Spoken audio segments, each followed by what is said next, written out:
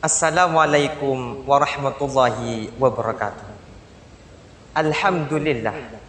Alhamdulillahilladzi arsala rasulahu ala dinil qayyimah. Wassalatu wassalam ala nabiyyir rahmah Sayyidina Muhammad ibnu Abdillah wa ala alihi wa sahbihi wa mawalah amma ba'du. Dewan Hakim yang berbahagia beserta sahabat da'i-da'iyah dimanapun kalian berada. Pada kesempatan yang penuh wahyu ini, saya Al-Fakir Muhammad Rian akan menyampaikan sebuah dakwah dengan tema peran santri dan pemuda untuk kemajuan suatu bangsa. Pemirsa, santri. Apa sih itu santri? Santri, menurut pandangan Kiai Haji Nawawi Sidogiri, adalah bisyahidi halihi huwa may ya'tasim bihablillahil matin wa yattabi'u sunnati rasulil amin. Santri meninjau dari tindak langkahnya adalah orang yang berpegang teguh pada Al-Quran dan mengikuti sunnah-sunnah Rasulullah Sallallahu Alaihi Wasallam.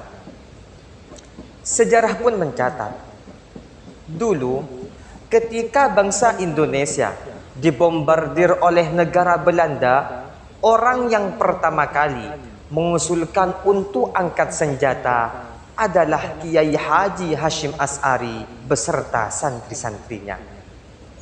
Inilah suatu bukti perjuangan seorang santri untuk mempertahankan NKRI. Pemirsa, nama santri jika diimplementasikan pada kondisi saat ini, maka bisa dikaitkan dengan seorang pemuda. Berbicara mengenai pemuda, pasti identik dengan masa muda. Masa yang hebat luar biasa, dikarenakan masa muda adalah masa yang paling kuat, masa yang paling tepat untuk selalu taat kepada Allah Sang Pemilik Nikmat. Hal ini seirama dengan pendapat salah seorang ulama tafsir Al-Quran, Syekh Al-Fida Ismail bin Kathir. Beliau berkata dalam kitab tafsirnya, Syubbanun wa huwa quwwah ba'da du'af, bahwa masa muda adalah masa yang penuh dengan kekuatan setelah sebelumnya berada pada masa kelemahan. Sehingga Bapak proklamator kita, Bung Karno, pernah berkata, Give me 10, the will set duot. Berikan aku 10 pemuda, niscaya aku akan goncangkan dunia. Namun di zaman milenial ini, sungguh sangat menyedihkan, memalukan, bahkan memilukan. Tak sedikit pemuda yang kaya raya, segala ada, segala punya, HP-nya merek Samsung Galaxy Ultra, laptopnya Toshiba dan mobilnya Avanza, akan tetapi mereka terjerumus dalam jurang narkoba dan terbujuk rayuan wanita penggoda. Padahal Syekh Mustafa Al-Ghulayaini, seorang pujangga Mesir sekaligus pengarang kitab Idhatun Nasyi'in, pernah berkata dalam syairnya, Inna fi yaddi syubani amral ummah wa fi aqdamiha hayataha. Sesungguhnya di tangan para pemudalah maju dan mundurnya suatu bangsa. Kemudian pemirsa, pasti timbul pertanyaan dalam hati kita, bagaimana kita sebagai seorang pemuda yang merupakan harapan bangsa sekaligus harapan mertua untuk menghadapi dampak negatif dari era globalisasi ini, supaya kita tidak terhindar dari narkoba dan lain sebagainya.